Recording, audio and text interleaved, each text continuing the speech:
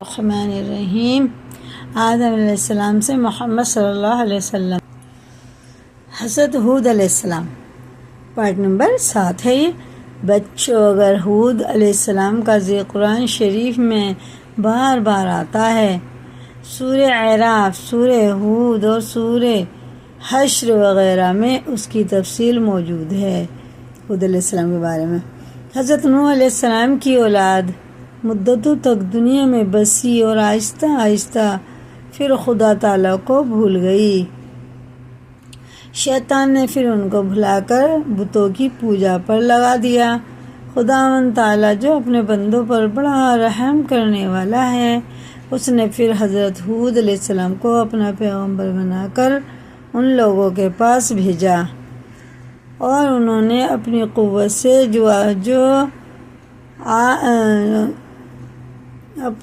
سے جو عاد کہلاتی تھی کہا کہ تم اپنی قوم سے جو عاد کہلاتی تھی کہا، ہود علیہ السلام کی قوم کو عاد کہتے تھے، تم خدا ہی کی عبادت کرو، اس کے سوا تمہارا کوئی معبود نہیں ہے۔ میں تم سے اس وعظ و نصیحت کے بدلے کوئی مزدوری یا اجرت نہیں مانگتا، مجھے اس کا بدلہ تو وہ دے گا جس نے مجھے پیدا کیا۔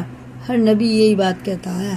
اور اے میری قوم، تم اپنے رب سے بخشش مانگو اور اس سے توبہ کرو، وہ تمہارے لیے می برسائے گا،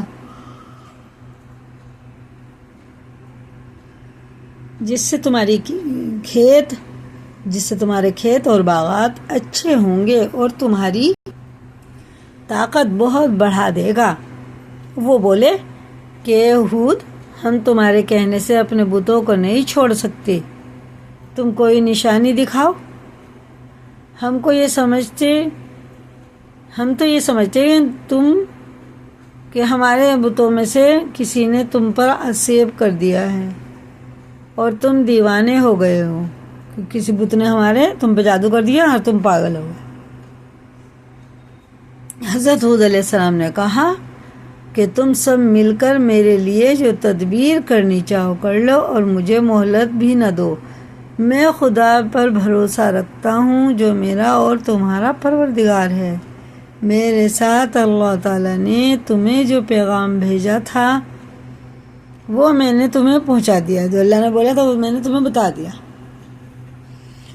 اگر تم میرا کہنا نہ مانو گے تو اللہ پاک تمہاری جگہ اور لوگوں کو بسا دے گا، اور تم خداوند تعالیٰ کا کچھ نقصان نہیں کر سکتے۔ اس پر ان کی قوم نے کہا کہ روز تو ہمارے خدا کے عذاب سے ڈراتا ہے، جا اپنے خدا سے کہے کہ ہم پر عذاب نازل کر دے۔ روز ڈراتا ہے تو عذاب آتا نہیں ہے، تو آج بول دے اپنے رب سے کہ ہم پر عذاب کر دے، اور اس میں ہرگز دیر نہ کرے، جلدی بھیج دے۔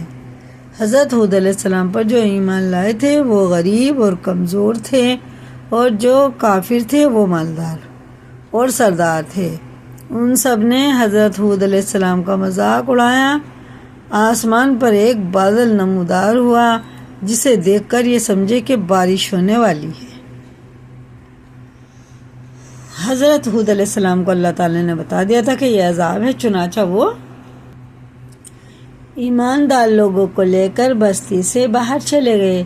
اس بادل کے بعد آندھی آئی جو 8 دن اور 7 رات تک متواتر چلتی رہی۔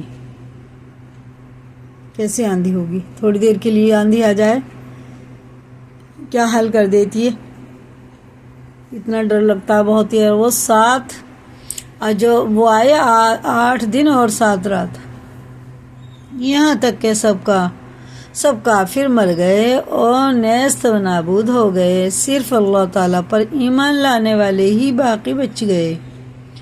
اور